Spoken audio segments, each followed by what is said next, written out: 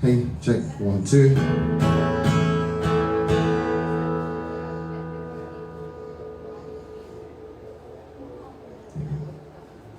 Days of Elijah, take 3.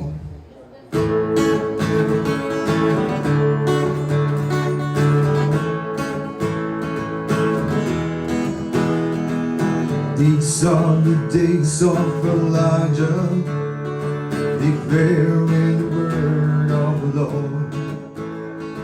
And these are the days of your servant Moses, righteousness being restored. And though these are days of great trials, of famine and darkness and storm, still we are the voice in the desert, crying, prepare ye the way of the Lord. Behold, he comes, riding on the clouds, shining like the sun, and the trumpet call, lift your voice, it's the year of Jubilee, our Zion's hill, salvation comes.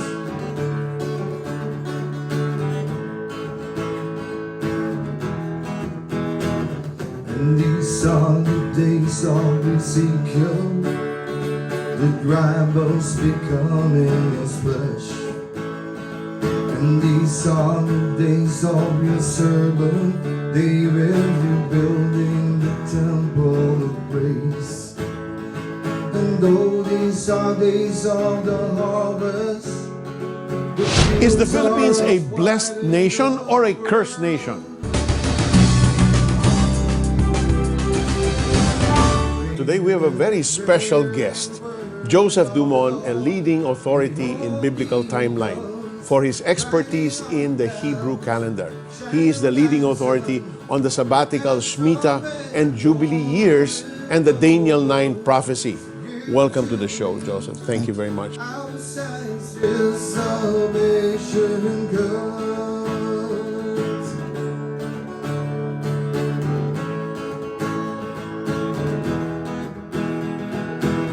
There's no God like Jehovah. There's no God like Jehovah. The Jubilee cycle of Israel, and this seminar actually will take us one day to fully understand. But I said in Davao when I met him, what can you say in 30 minutes? That's the only time we have. But if the lunch will be further delayed, you can extend until there is a time.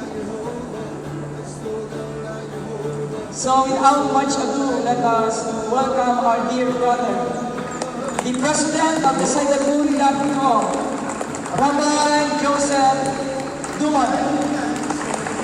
I-welcome naman siya ng mga taga-Cebu. Malakas na palakpak.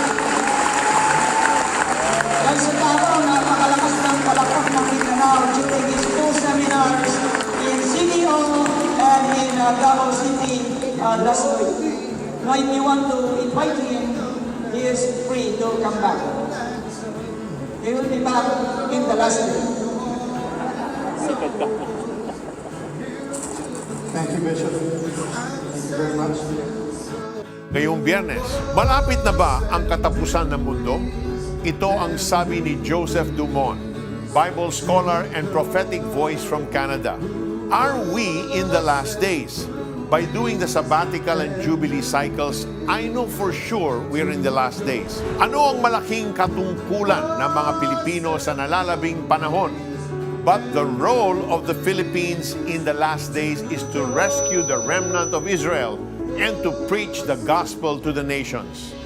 The end times and the Philippines, mga propesiya ukol sa nalalapit na pagbalik ni Jesus. Dito lang sa The 700 Club Asia, Biyernes alas 12 ng gabi sa GMA.